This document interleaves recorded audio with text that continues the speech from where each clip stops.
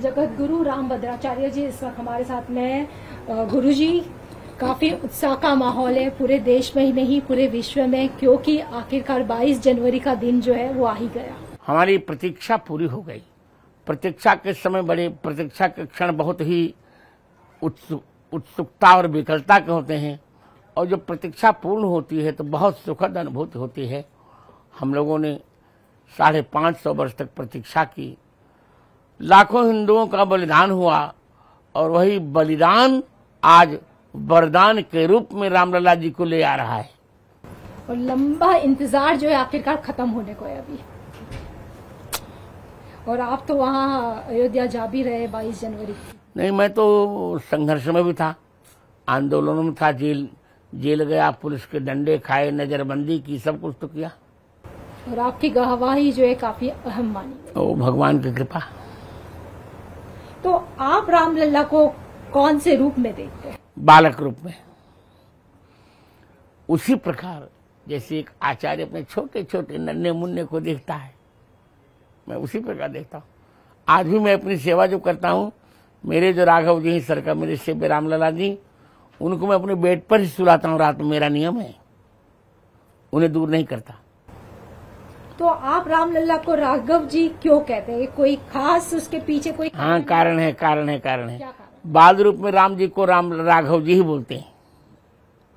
हमारे यहाँ उत्तर भारत का नियम है, अब आपके गुजरात का भले नियम हो, यहाँ तो पति का भी लोग नाम लेते हैं। हमारे यहाँ उत्तर भारत में बड़े बेटे का नाम नहीं लिया जाता, तो कौशल्या जी राम जी को राघव ही कहती थी, और हम लोग उसी परिवार के हैं, गुरु परिवार के हैं, उनके वशिष्ठ गोत्र के ब्राह्मण हैं, तो राघव कहने में एक और दुलार अनुभूत होता है, एक लाड प्यार करने का मन होता है। तो अभी जो है कि रामलला की 3 मूर्तियां बनाई जा रही है, उसमें से किसी एक मूर्ति का चयन किया जाएगा। तो आपके मुताबिक बालक राम जी जो है उनकी किस तरह की मूर्ति होनी चाहिए? वही सुंदर बालक हो, छोटा सा, जैसे जन्म लेने वाला बालक होता है उसी प्रकार का बालक हो, सुंदर उघड़ा हुआ कपोल हो, घुघराले बाल हो, प्यारी प्यारी मनमोहक चितवन हो, नासिका सब कुछ सुडौल हो, और बहुत रूप हो, इतना सुंदर हो जितना सुंदर कोई हो न सके। ऐसी मूर्ति का चुनाव मैं करूंगा। जैसे कि जो मंदिर भी जो बनाया जा रहा है उसमें विज्ञान के साथ जो है अपनी वैदिक परंपरा का भी ध्यान रखा गया है। हाँ, आपको चाचा बना ही रहे तो आप जानते हैं।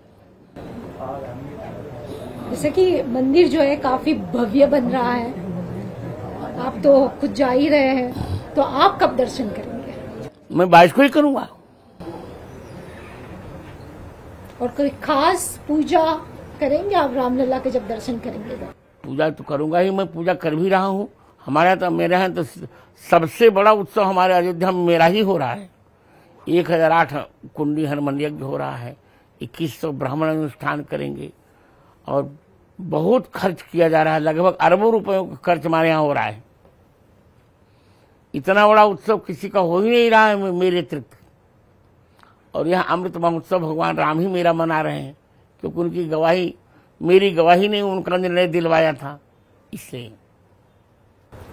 लेकिन 550 साल का इंतजार जब खत्म हो रहा है, उसी बीच में कुछ राजनीतिक पार्टियां जो है इसको लेकर काफी विवाद कर रही है। ओ, तो क्या रावण ने नहीं विवाद किया था?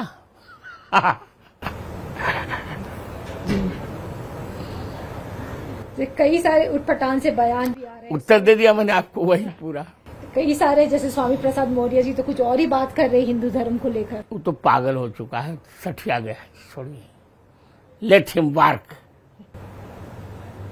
लेकिन आपको लगता है कि अब ऐसे समय में जब 550 साल का इंतजार खत्म हो रहा है तो सभी पार्टियों को इकट्ठा आना चाहिए? और चाहिए तो सब कुछ, पर कोई करे तब ना। क्या राम जी के लिए रावण को नहीं भक्त होना चाहिए था, पर रावण नहीं भक्त हुआ? तो खल भी तो रहते हैं, राम जी के समय में खल थे, 14,000 खरदूषण की सेनाएं थी, लंका के 10 करोड़ राक्षस थे, तो कोई बात नहीं, ये सब तो चलता है। और जानती हैं, जितना विरोध होता है उतना व्यक्ति का और महत्व बढ़ जाता है। तो आपको क्या लग रहा है कि विरोध क्या किसी एक पार्टी का हो रहा है, किसी एक व्यक्ति के कारण हो रहा है ये? नहीं, बहुत से जयचंद्र, रामचंद्र के विरोध में बहुत से जयचंद्र आ गए हैं, तो कोई चिंता नहीं करनी चाहिए। जयचंद्रों का निरंतर पराभव हुआ है और रामचंद्र की निरंतर जय हुई। सियावर रामचंद्र की जय।